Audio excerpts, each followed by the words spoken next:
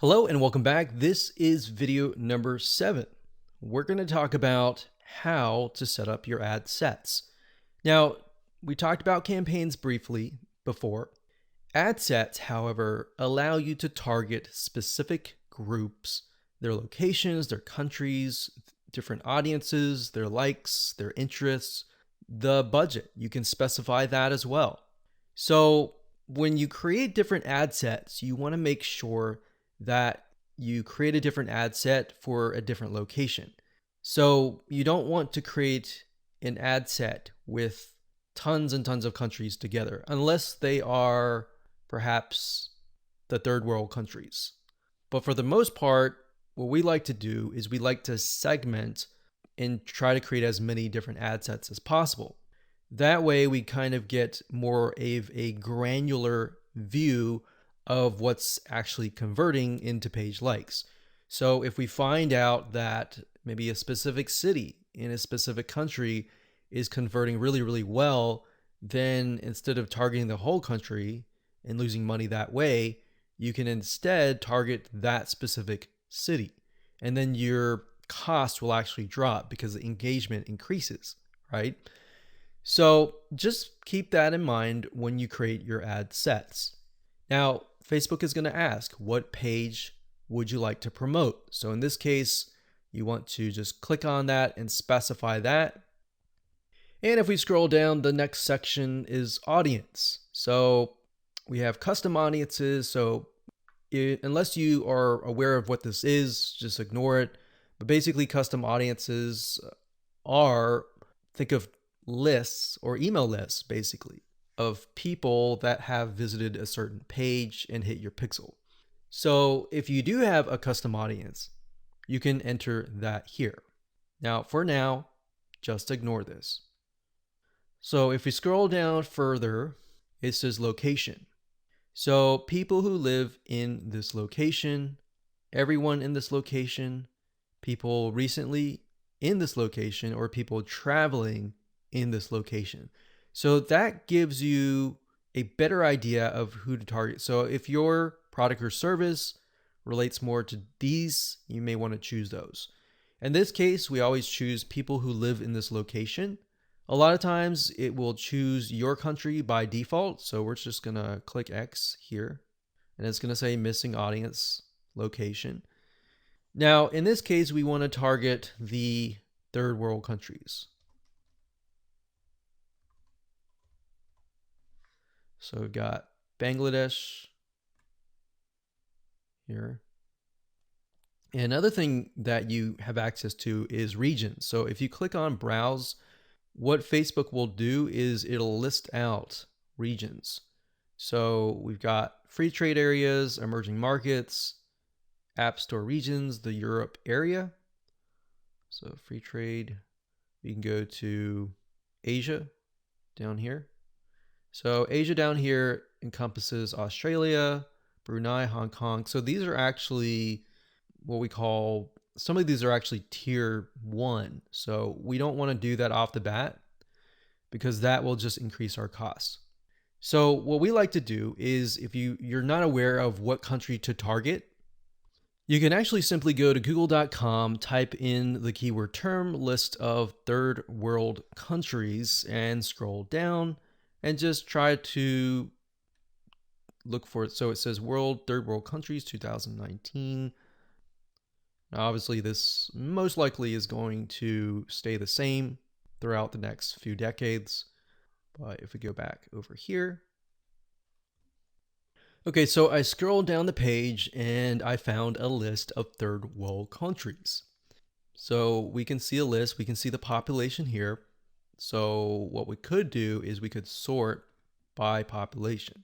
So as you can see, I mentioned Bangladesh because Bangladesh actually works fairly well in our past campaigns.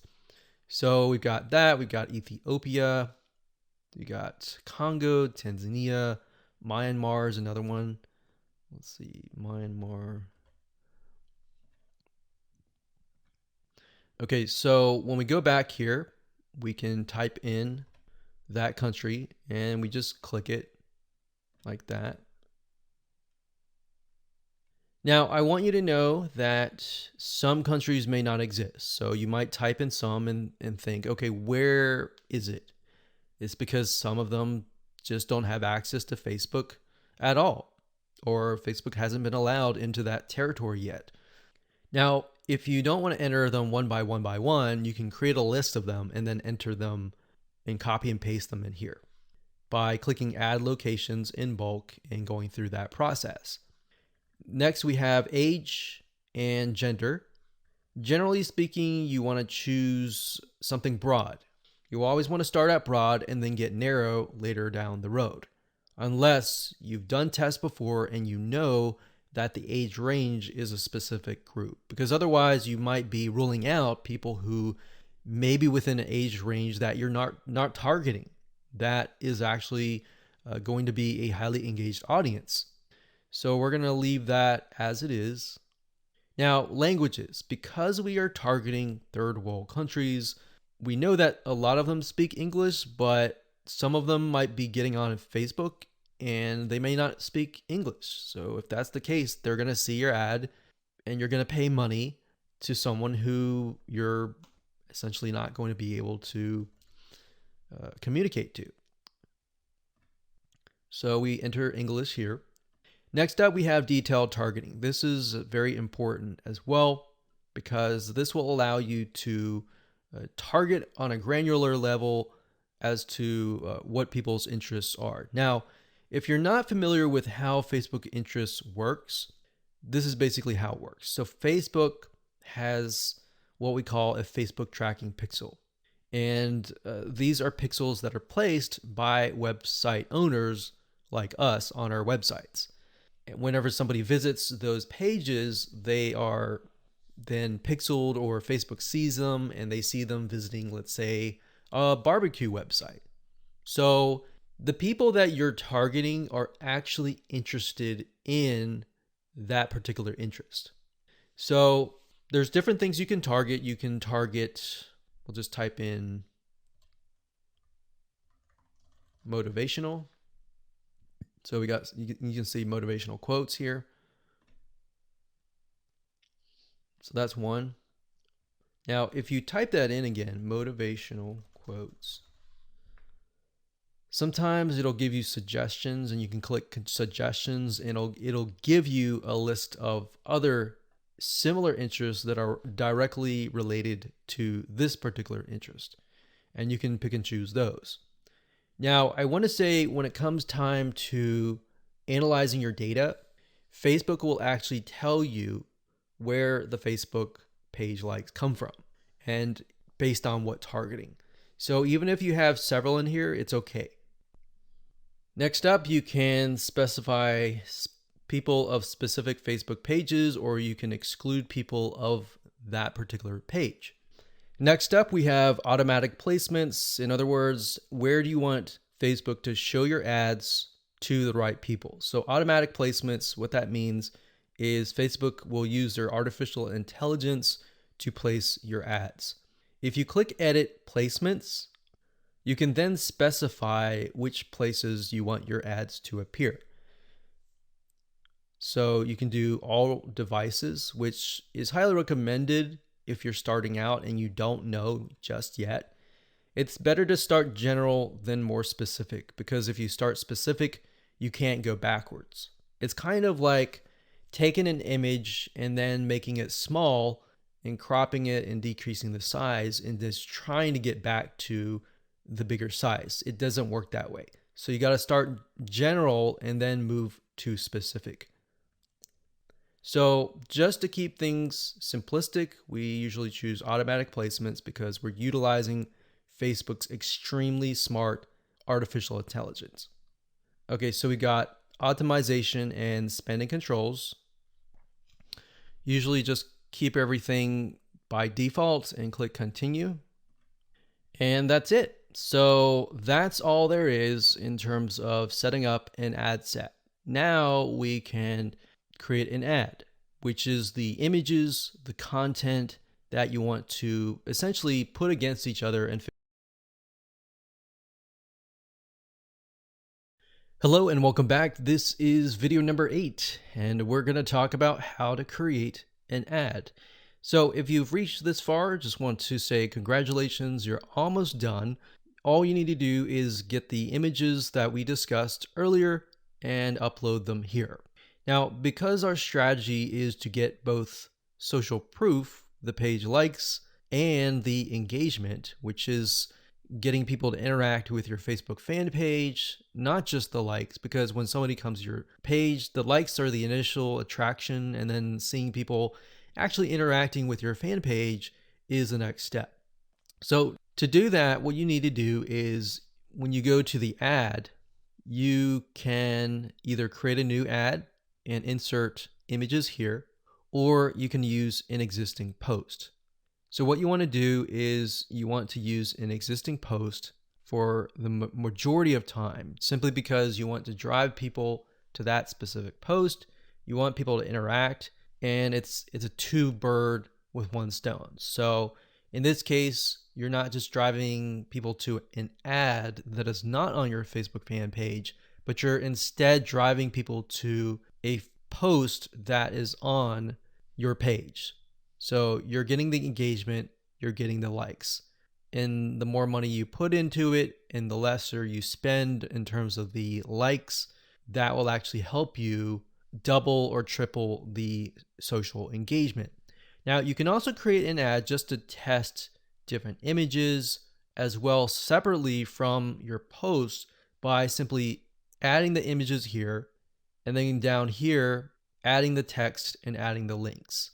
Now, remember, because we are simply sending people to images with quotes on them, the text that you might want to add is something like this, like, hey, if you like a specific hobby, then our community is filled with people just like you, and you're welcome to join. So something of that nature, non-threatening, non-direct. It builds a little bit curiosity and gets them to like. That's the goal, is not to include too much information, but just enough to get people to come, interact, and like your page. Now, what's nice about Facebook is when you enter a bunch of ads. So let's say we enter 5 different images or 4 different images. So we can test 2 to 2 against each other. If we got 4 images, 4 text, 4 links, what Facebook will do is it'll actually rotate them. So essentially you don't want to have too many, because in order to really test them, you're going to need to push a lot of money inside. So what you might want to start out with is 4 images or 2 images or 4, between that range, 2 to 4, 2, 3, 4. And then maybe a couple text, 1 or 2 texts, and then maybe 2 different links.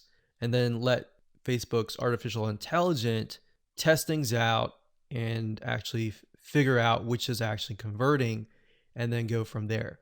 Once you figured out what is converting, let's say out of the different ads of 4 different images, let's say you got 1, 2, 3, 4, and then 2 of them are doing really well, but then 2 of them are costing $1 a like.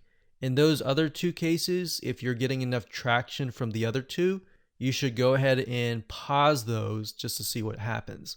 Now, you want to run them at least for 48 to 72 hours so that you allow Facebook's algorithm to adjust. Because a lot of times you're not going to see results immediately. Sometimes you will, but different scenarios are going to be different. So that's pretty much it. So as a recap, add the images here, add the text, add the links, click continue, and then your Facebook ad will get approved. Now, bear in mind that if you're beginning and you're just getting started, it's going to take a lot longer to get approved. But as you get more likes, like your likes go up to 10 or 20,000, and you begin to run more ads and you spend more money, then your reputation will go up and then your ads will get approved. Now, that's not a guarantee because no one really officially knows, but this is just based on tests. All right, so I hope you enjoyed that. Just keep it simple and apply it, and there you go.